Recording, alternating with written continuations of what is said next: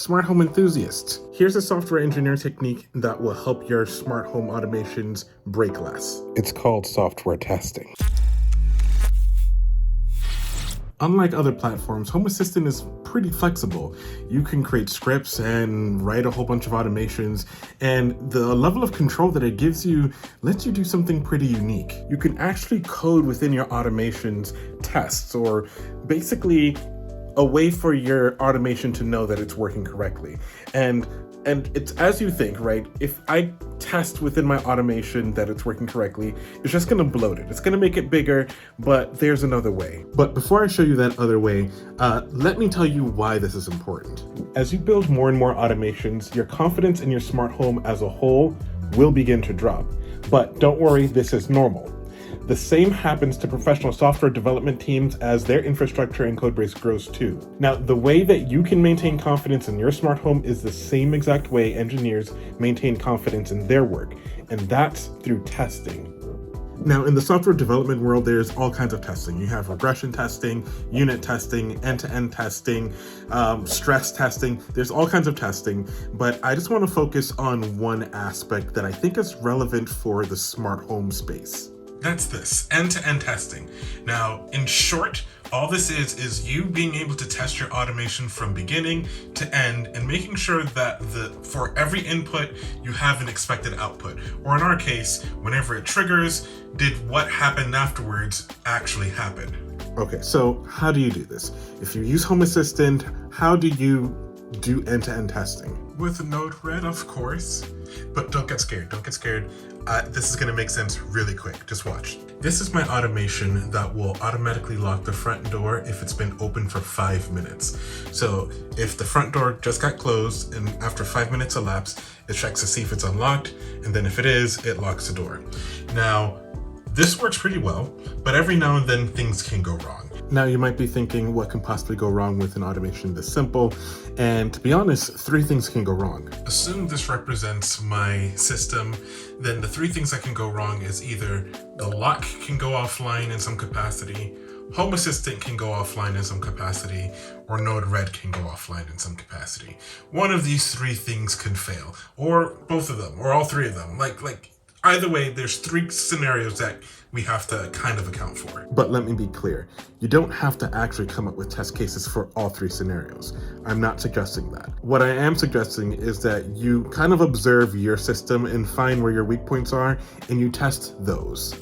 In this case, I know that Node-RED and Home Assistant have high availability, and typically it's the lock that can go offline in some capacity. So this is what we're going to be testing, this test case right here. So now here's what the new flow looks like. Now, I could have created a separate flow that would test it, but I just connected it all together so you can kind of see generally what this could look like. Here's how this works. Here in the test inject, you can see that I have a scenario. So I labeled it and it's delayed, that doesn't matter. So none of this stuff matters, the only thing that matters is right here. So we're just having a simple test that says, should the payload be equal to locking, then, this passes. This is using the should.js testing framework.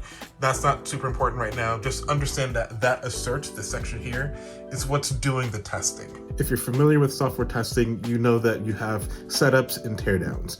In the setup, you essentially set up the environment to be in a state that you want to test it, then you run the test, and then you tear it down, meaning that you revert the state back, or the test area back to acceptable state. We're going to do something similar here. When this test starts, we don't know what the state of the door is in, but we do know that we want to simulate it being unlocked. So we are going to change this locked door here. It's kind of mislabeled, but essentially here we have the front door and we are unlocking it. There, I labeled it better now. So we're gonna unlock the door. Next, we're gonna go into the normal flow. So we're gonna check to see if the door is unlocked. And then if it is, we're gonna lock the door. And then what we're gonna do here in the end state is we're gonna check the state of the lock and then we're gonna assert on it. And remember, this assert is going to be triggering this section here, which is gonna be checking to see if the payload is equal to locking. Let's run it to see what happens. All right, we're gonna run it. We can see that it started. And in a few seconds, we'll see if it passed or failed. Now see, it failed. You can see here that it said that it timed out. That's something that I've noticed with this particular platform. When the system is starting from a cold state, it takes a little while for everything to kick in. If I run it one more time, let's see what happens. There, it went all the way through and now it finished. Okay, now I understand that this looks very simple and silly even, but there's an actual real world use case that makes this something that you would probably want to do for yourself. And that's this. There have been plenty of times when you've seen numbers like these on your settings in Home Assistant and you have a ton of updates, but you're scared to update them because you don't know what's gonna break. You don't know what breaking changes come with it, even though they kind of document it. Things just go wrong every now and then. Right now I have 2 tests. Like this one trigger will trigger 2 different tests. But the idea is, what if you had more tests? What if you had, for the business critical things of your home, what if you had tests that just ensured that those things worked? You just click one button, all of those tests run, and you'd be able to see here on the side what passed or failed. Let me take it a step further. What if this stuff happened automatically? Maybe periodically you would have these tests run in the background, and then you would print out or place in a section somewhere in your home the output, and then you can go and review that output or send it to your email. Whatever it is, you have the power to understand what's going on in your home, and you can do that via testing. And this leads into another concept of alarming. What if things go offline that are business critical that you know needs to work? You would probably want to be alerted. So setting up some alarming mechanism for you to know, hey, this thing we've tested like 4 or 5 times within the last hour, it failed all 5 times, you need to check it out. That's pretty useful. Okay, so you might be thinking, Mike, that's Node-RED. I'm not using Node-RED, I don't know how to use Node-RED. All my automations are in Home Assistant. Why would I ever want to recreate them inside Node-RED when they work quite fine in Home Assistant? And come on, guys, come on. I got you. You don't have to recreate it. I got you. Hold on. This is Home Assistant. And here, I want you to pay attention to this one here, Office Light. I just created this one a little while ago. Imagine that this is a more complex automation. Right now, all this does is just turns on the lights in my office. Yours may be more complicated in terms of like what you have in your conditions and triggers, but just understand that this is an automation made within Home Assistant. Now, here in Node-RED, I have this action node. So here, action node, and I'm using the action automation trigger, and then I'm targeting the Office Light automation. Notice that the lights are off, and when I run it, it's on. So it triggered the automation within Home Assistant.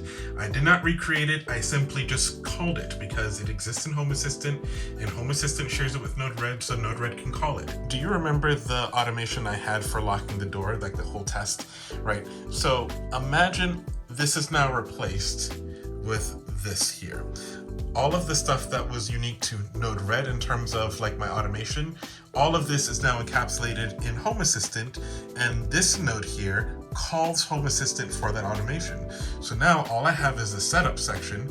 So this is where we set up the test and we unlock the door to get the test started. Then we run the automation, which would be inside Home Assistant. And then we're gonna assert on it and check it. So we now check the state of the lock, and then we ensure that it actually did what we wanted it to do. So again, your automation stays within Home Assistant, but we have all of the tests living inside Node-RED. But let's say you need more power. So you're the type of person that creates automations that needs variables and customability. Then you probably want to be able to trigger scripts. I recreated the same script here for the office lights. This time it takes in a brightness and a color control. You can see the fields there. Well, Node-RED lets you trigger scripts too as well. So when I double click into it, you can see here I have script.turnOn, and I'm referencing the Office Light script.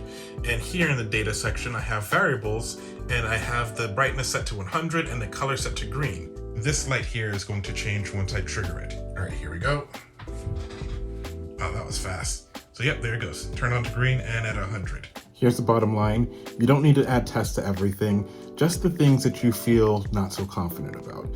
Otherwise, you're gonna have a very bad time. Let's just put it that way. Test the automations or the flows that you feel are mission critical. That's where I would focus my attention. And then if you need to, you can test the other ancillary stuff that makes you feel uncomfortable, that you would want to gain more confidence with. If there's a way to do this natively within Home Assistant, I would love to know. So tell me in the comments. Oh, and by the way, check the Tech Enthusiast community. I have some posts in there talking about this subject, especially around alarming and metrics. You'll find some interesting tidbits there too as well. All right, that's it. Bye.